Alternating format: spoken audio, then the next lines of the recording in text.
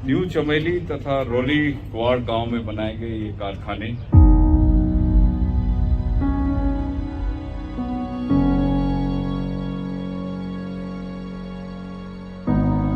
कुछ कहानियां किताबों में नहीं मिलती, वो बसती हैं उन जगहों में जहां पहुंचना आसान नहीं होता, और जहां रवि और कवि न पहुंच सके वहां भारतीय सेना जरूर पहुंच जाती है, सुरक्षा के लिए, मदद के लिए। उस जगह को समूचे मानचित्र पर एक प्रतीक के तौर पर, एक उदाहरण के तौर पर प्रस्तुत करने के लिए।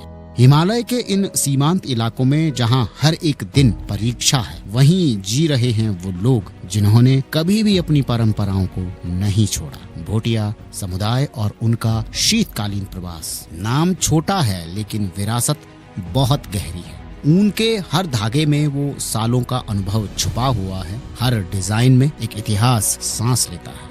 बाजार दूर हो, संसाधन सीमित हो और नई पीढ़ी विकल्प की तलाश करे, तो उन परंपराओं को छूटने के बजाय एक नई पहल के साथ में एक नई सोच शुरू हो जाती है। और ये नई पहल, ये नई सोच है भारतीय सेना द्वारा यान्स ऑफ योर की पहल। एक ऐसा प्रयास जो सिर्फ यादों को संजोने के लिए नहीं बल्कि उन्हें आगे बढ़ाने के लिए भी बनाया गया है। इन दूर दराज के गांवों में भारतीय सेना ने एक पुल बनकर, एक कड़ी बनकर एक अलग तरीके की जिम्मेदारी निभाई है कि वो सिर्फ सीमा पर रक्षा नहीं करती बल्कि वहां पर रहने वाले लोगों का भविष्य भी संवारती है। यान्स ऑफ योर के उद्घाटन समारोह के साथ साथ ये जो भविष्य था ये आगे बढ़ता गया। सबसे पहले कदम रखा गया गिंगराण गाँव में, जहाँ छोटे छोटे यूनिट्स लगाए गए, मशीनें आई और काम करने का तरीका बदला। लोगों के चेहरों पर मुस्कुराहट आई। अब वही पुराना हुनर नई रफ्तार के साथ में आगे बढ़ने लगा। और ये बदलाव सिर्फ एक गांव तक सीमित रहा ही नहीं। गिंगराण के बाद ये पहल पहुंची नई चमेली तक, जहां लोगों ने पहली बार देखा कि उनका काम सिर्फ स्थानीय नहीं बल्कि बड़े स्तर पर पहुंचाया जा सकता है और उसे वर्दी पहचान लो, यही पहन के बुढ़ा हो जाओगे।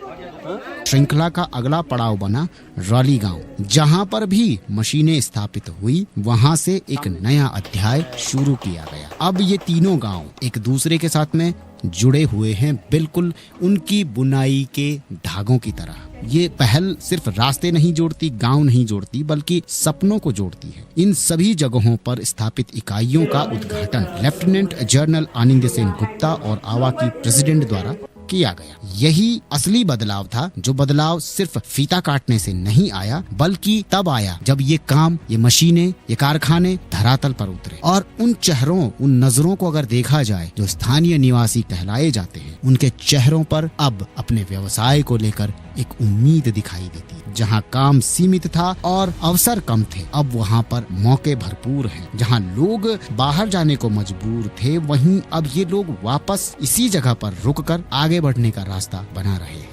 इसी मजबूत पहल के साथ में यान्स ऑफ योर की वेबसाइट भी लॉन्च की गई, जो इन गांवों के उत्पादों को एक बाजार तक नहीं बल्कि पूरे भारत और पूरे विश्व तक पहुंचाएगी। एक नया प्लेटफॉर्म, नई पहचान। ये कहानी सिर्फ मशीनों की नहीं है, ये कहानी है भारतीय सेना के भरोसे की। ये कहानी है उस बदलाव। आज मैंने 3 जगह उद्घाटन किया है और यहाँ पे आके मुझे इतनी खुशी मिल रही है क्योंकि 115 हमारी फैमिली से इससे जुड़ी हुई है। और 3 जगह है जैसे कि न्यू चमोली, गिंगराण और रोली वैली।